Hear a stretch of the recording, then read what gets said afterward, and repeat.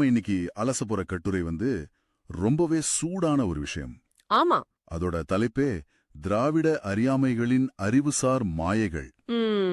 இந்த தலைப்பை கேட்ட உடனே தெரியுது இது ஒரு காரசாரமான விவாதமா இருக்க போதுன்னு. நிச்சயமா. இந்த கட்டுரை ஒரு சுவாரஸ்யமான இடத்துல இருந்து தொடங்குது. தற்குறிகள்ல, அதாவது அறியாமையில் இருக்கிறவங்கள 2 வகை உண்டுன்னு தந்தை பெரியார் சொன்னதா கி. வீரமணி ஒரு முறை மேற்கோள் காட்டுறார். சரி. ஒன்னு படிக்காத தற்குறிகள், இன்னொன்னு படித்த தற்குறிகள். இதுல படிக்காத தற்குறிக்கு தனக்கு தெரியாதுங்கிற விஷயம் தெரியும். ஆமா. ஆனா படித்த தற்குறிக்கு தனக்கு தெரியாதுங்கிறதே தெரியாது. இது ஒரு ஆழமான கருத்து. இந்த உரையாடல்ல இந்த கட்டுரை எப்படி இந்த 2 வரையறைகளையும் எடுத்துக்கிட்டு அத திராவிட இயக்கத்தின் 2 முக்கிய ஆளுமைகளான ஈவே ராமசாமி மற்றும் கி. வீரமணி மேல பொருத்தி ஒரு கடுமையான விமர்சனத்தை முன்வைக்குதுன்னு ஆழமா பார்க்க போறோம். கவனிக்க வேண்டிய விஷயம் என்னன்னா, கட்டுரையாளர் புதுசா எதையும் சொல்லல. ஓ. திராவிட இயக்க தலைவர்களே பயன்படுத்தின ஒரு சொற்றொடர, ஒரு கருவியை எடுத்து அதையே அவங்களுக்கு எதிரா திருப்புறாரு. அப்போ அவங்க ஆயுதத்தையே அவங்க மேல பயன்படுத்துறாரு. கரெக்ட்.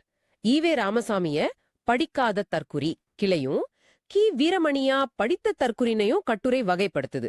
இது வெறும் குற்றச்சாட்டு மட்டும் இல்ல, அதுக்கான சில ஆதாரங்களையும் முன்வைக்குது. சரி, அப்போ அதை ஒவ்வொன்னா அலசி பார்க்கலாம். சரி, இந்த முதல் குற்றச்சாட்டை எடுத்துக்குவோம். ஈவே ராமசாமிய படிக்காத தற்குறின்னு சொல்றது ஒரு பெரிய குற்றச்சாட்டு. இந்த கட்டுரை எதுக்காக அப்படி ஒரு கடுமையான வார்த்தையை பயன்படுத்துது? அதுக்கு என்ன ஆதாரம் காட்டுது? ஆமா, அதுக்கு என்ன ஆதாரம்? இந்த குற்றச்சாட்டுக்கு மையப்புலியா பாவலரேறு பெருஞ்சித்திரனாரோட மகன் பொழிலன் ஒரு யூடியூப் வீடியோல சொன்னதா ஒரு விஷயத்தை கட்டுரை மேற்கோள் காட்டுது. ஓஹோ. அதாவது, ஈவேரா பெருசா படிச்சவர் இல்ல, மத்தவங்க படிச்சு சொல்றத கேட்டுதான் அவரோட கருத்துக்களே உருவாகிச்சு அப்படின்னு பொழிலன் சொன்னதா குறிப்பிடுது. ஓகே, அப்போ அவர் அதிகம் படிக்காதவர், மத்தவங்க சொல்றத கேட்டுதான் பேசினாருங்கிறது தான் வாதத்தோட தொடக்க புள்ளி. அதுதான் ஸ்டார்டிங் பாயிண்ட். ஆனா அது எப்படி படிக்காத தற்குறித்தனமாகும்? இங்கதான் கட்டுரையாளர் தன்னோட வாதத்தை ஆழமாக்குறார். ஈவரா மத்தவங்க சொல்றத கேட்டது பிரச்சனை இல்ல, ஆனா யார் சொல்றத கேட்கணும்னு தெரியல. ஆமா, யார் சொல்றத கேட்கணும், கேட்டதுல எது உண்மை எது பொய்ன்னு பகுத்தறியும் திறன் இல்லாம போயிடுச்சுங்கிறது தான் கட்டுரையோட முக்கிய வாதம். ஓ, புரியுது. அதாவது, எப்பொருள் யார் யார் வாய் கேட்பினும் அப்பொருள் மெய்ப்பொருள் காண்பது அறிவு கிற குரலுக்கு நேர்மாறா அவர் கேட்டதெல்லாம் அப்படியே நம்புனதால பெரிய முரண்பாடுகள் அவரோட பேச்சிலேயே ஏற்பட்டுச்சுன்னு கட்டுரை வாதிடுது. முரண்பாடுகளா? அதுக்கு ஏதாவது உதாரணங்கள் கட்டுரையில இருக்கா? இருக்கு. அதுவும் ரொம்ப பலவான உதாரணங்களையே கட்டுரை முன்வைக்குது. சொல்லுங்க. அதுல முக்கியமானது இஸ்லாம் பத்தின ஈவேராவின் கருத்துக்கள். 1930 ஆகஸ்ட் 24 குடியரசு இதழ்ல இஸ்லாத்தை பத்தி ரொம்ப உயர்வா பேசுறார். ஓ, என்ன சொல்றார்? கிறிஸ்தவர்களோ இந்துக்களோ ஏதாவது சீர்திருத்தம் செய்யணும்னா அவங்க நபிகிட்ட தான் கொள்கைகளை கடன் வாங்கணும். அவரோட கொள்கைகளுக்கு மேல ஒரு கொள்கையை வகுக்க யாருக்கும் தைரியமே கிடையாது அப்படின்னு புகழாரம் சூட்டுறார். வாவ். ரஷ்ய மதத்துக்கு அடுத்தபடியா இஸ்லாம் தான் சிறந்ததுன்னு சொல்றார். இது ரொம்ப உயர்வான புகழ்ச்சியா இருக்கே. அவரோட கொள்கைகளை கடன் வாங்கணும்னு சொல்ற அளவுக்கு பாராட்டுறார். இதுல என்ன முரண்பாடு வந்துட போகுது? இங்கதான் விஷயமே இருக்கு. பல வருஷங்களுக்கு அப்புறம், அதாவது கிட்டத்தட்ட 34 வருஷம் கழிச்சு. 34 வருஷமா? ஆமா. 1964 ஏப்ரல் 23 விடுதலை இதழ்ல இதுக்கு நேர்மாறா ஒரு கருத்தை சொல்றார். என்னன்னு? துலுக்கரால் தமிழ்நாட்டுக்கு பேராபத்து வந்திருக்கு, முஸ்லிம் ஆட்சியில் மற்ற மக்கள் பட்ட கொடுமை கொஞ்சமா நஞ்சமா, ஜிசியா மாதிரியான தனி வரிகளால எவ்வளவு தொல்லை கொடுத்தாங்க அப்படின்னு மிக கடுமையா விமர்சிக்கிறார். ஒரு நிமிஷம், 34 வருஷ இடைவெளி. ஒரு தலைவரோட கருத்துக்கள் காலப்போக்குல மாறாதா? அரசியல் சூழல், புதுசா கிடைச்ச தகவல்கள், இதனால கருத்துக்கள் மாற வாய்ப்பு இருக்கே. இருக்கு. இந்த கோணத்தை கட்டுரை பார்க்கலையா, இல்லனா இந்த மாற்றத்தை அறியாமைன்னு எப்படி முடிவு கட்டுது? நீங்க கேக்குறது ரொம்ப முக்கியமான கேள்வி. ஒரு தலைவரோட கருத்துக்கள் காலத்துக்கேற்ப மாறுறது இயல்புதான். ஆனா கட்டுரையாளர் என்ன சொல்றாருன்னா, இது கருத்தோட பரிணாம வளர்ச்சி இல்ல. அப்போ என்னவா? இது சம்பூர்ணமான யூ டர்ன் அப்படிங்கிறார். ஓ. ஒரு விஷயத்த ஆழமா படிச்சு அதோட நல்லது கெட்டது தெரிஞ்சு ஒருத்தர் கருத்து சொன்னா அதுல சில மாற்றங்கள் வரலாம். ஆனா ஒரு சமூகம் தான் உலகத்துக்கே வழிகாட்டின்னு ஒரு முறையும், அதே சமூகம்தான் தமிழ்நாட்டுக்கு பேராபத்துன்னு இன்னொரு முறையும் சொல்றது, அந்த விஷயத்த பத்தி அடிப்படை அறிவே இல்லாம அப்பப்போ காதல விழுறத வச்சு பேசுறதோட விளைவுதான்னு கட்டுரை அடிச்சு சொல்லுது. சரி சரி. இந்த 2 கருத்துல ஏதாவது ஒண்ணுதான் உண்மையா இருக்க முடியும். ரெண்டும் எப்படி உண்மையாகும்? இந்த இரட்டை நிலைப்பாடுதான் படிக்காத தற்குறித்தனம்னு கட்டுரை முத்திர குத்துது. அப்போ கட்டுரையோட வாதப்படி இது காலப்போக்குல வர்ற மாற்றம் இல்ல. மாற்றம் இல்ல. ஒரு விஷயத்த முழுமையா தெரிஞ்சுக்காம அடுத்தவங்க சொல்றத வச்சு அப்பப்போ ஒரு நிலைப்பாடு எடுக்கிறதால வர்ற முரண்பாடு. கரெக்டா சொன்னீங்க. சரி, இதுதான் ஈவேரா மேல வைக்கப்படுற விமர்சனம். இப்போ கட்டுரையான அடுத்த பகுதிக்கு வரலாம். அங்கதான் இன்னும் சுவாரஸ்யமான விஷயம் இருக்கு. ஆமா. வீரமணிய படித்த தற்குறின்னு வகைப்படுத்துறதுக்கு கட்டுரை சொல்ற காரணம் என்ன? ஈவீரா விஷயத்துல அவர் படிக்காததால வந்த பிழைன்னு ஒரு காரணத்தை சொல்லுது கட்டுரை. ஆனா வீரமணி நல்ல படிச்சவர், சட்டமெல்லாம் படிச்சவர். ஆமா, அது உண்மைதான். அப்படி இருந்தும் அவர்கிட்டயும் அதே தற்குறித்தனம் இருக்கு. ஆனா அது வேற ஒரு வடிவத்துல இருக்குன்னு கட்டுரை விமர்சிக்குது. என்ன மாதிரி வடிவம்? சொந்த புத்தி வேண்டாம், ஈவீரா புத்தி போதும்னு சொல்ற ஒருத்தருக்கு அதே தற்குறி புத்தி தானே வரும்னு ஒரு நக்கலான கேள்வியையும் கட்டுரையாளர் எழுப்புறார். ஓகே. அப்போ இங்க அறியாமைங்கிறது தெரியாததால வர்றதில்ல, தெரிஞ்சிருந்தும் வர்றதுன்னு சொல்றாங்களா? மிகச்சரியா. இந்த குற்றச்சாட்டை நிரூபிக்க என்ன ஆதாரங்களை கட்டுரை காட்டுது? இங்கதான் கட்டுரையாளர் ஒரு சுவாரஸ்யமான யுக்திய கையாள்றார். வீரமணிய விமர்சிக்க அவரோட ஆதரவாளர்களே எழுதினதா சொல்லப்படுற இந்துத்துவாவில் கரைந்த திமுக அன்ன புத்தகத்தை ஆதாரமா எடுக்கிறார். ஓ, அவங்க ஆட்களே எழுதின புத்தகமா? ஆமா. இந்த இடத்துல நாம ஒரு முக்கியமான அரசியல் சூழலை புரிஞ்சுக்கணும். இந்த புத்தகம் எழுதப்பட்ட காலத்துல திராவிடர் கழகத்துக்கும் திமுகவுக்கும் இடையே அரசியல் ரீதியா பெரிய விரிசல் இருந்துச்சு. ஆமா ஆமா, அப்போ ரெண்டு பேரும் எதிரும் புதிருமா இருந்தாங்க. ஒருத்தர் கடுமையா விமர்சனம் செஞ்சுகிட்டு இருந்த காலம் அது. அப்போ இந்த புத்தகம் ஒரு அரசியல் ஆயுதமா பயன்படுத்தப்பட்டிருக்கு. அதுல அப்படி என்னதான் திமுக மேல விமர்சனங்கள் இருந்துச்சு? பல அடுக்கடுக்கான விமர்சனங்கள். உதாரணத்துக்கு ஊடகங்கள் அளவில பார்த்தா திமுக ஆதரவு பெற்ற ஒரு பத்திரிகைக்கு குங்குமம்னு பேர் வச்சதையும், அதோட முதல் அட்டைப்படத்துல காஞ்சி சங்கராச்சாரியார் படத்தை போட்டதையும் கடுமையா விமர்சிச்சிருக்காங்க. ஓஹோ. அண்ணா பிறந்த நாள் அன்னைக்கு சன் டிவில ராசி பலன் நிகழ்ச்சி ஒலிபரப்புனதையும் தினமும் ராசி பலன் வந்ததையும் சுட்டி காட்டி இதுதான் பகுத்தறிவான்னு கேள்வி எழுப்பியிருக்காங்க. கட்சி தலைவர்கள், நிர்வாகிகள் மேலேயும் விமர்சனங்கள் இருந்ததா? ஓ, நிச்சயமா. அப்போதைய திமுக தலைவர் மு. கருணாநிதி மஞ்சள் துண்டு போட்டத அந்த புத்தகம் விமர்சிக்குது. சரி.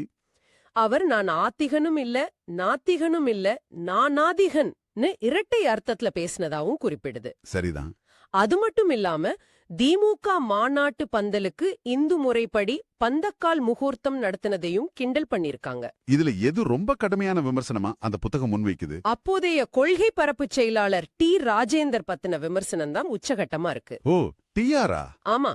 அவர் நெத்தியில சந்தன போட்டு கழுத்துல ருத்ராட்ச மாலைன்னு முழு இந்துத்துவ திருக்கோலத்துல வலம் வர்றதா அந்த புத்தகம் கடுமையா விமர்சிக்குது. அதுக்கு மேல குச்சிருக்கா? இருக்கு. ஒரு பேட்டியில பெரியாரின் பகுத்தறிவு என்பது தலைவரோட தனிப்பட்ட கருத்து, அது இயக்கத்தோட கருத்து கிடையாதுன்னு டி. ராஜேந்தர் சொன்னதை ஆதாரமா காட்டி திமுக எப்படி கொள்கையை விட்டு விலகி போயிடுச்சுன்னு அந்த புத்தகம் சாடுது.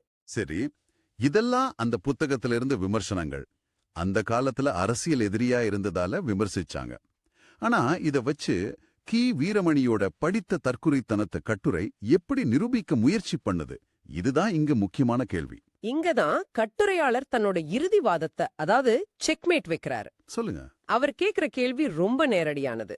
அன்னைக்கு திமுக உங்க அரசியல் எதிரியா இருந்துச்சு, அதனால குங்குமம் பத்திரிகை ஆரம்பிச்சு 20 வருஷம் கழிச்சு அதோட முதல் அட்டைப்படத்தை தேடி எடுத்து விமர்சனம் பண்ணீங்க. கருணாநிதியோட மஞ்சள் துண்ட கிண்டல் பண்ணீங்க.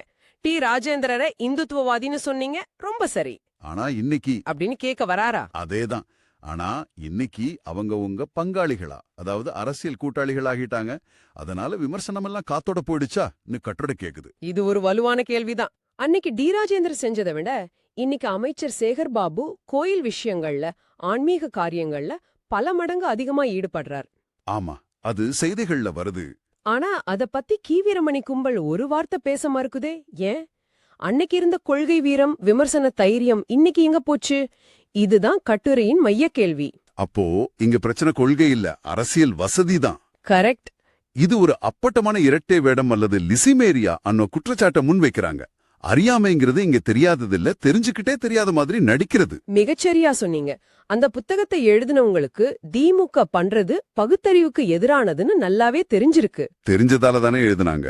அதனாலதான் அத்தனை ஆதாரத்தோட எழுதினாங்க. அப்போ அறிவு இருக்கு.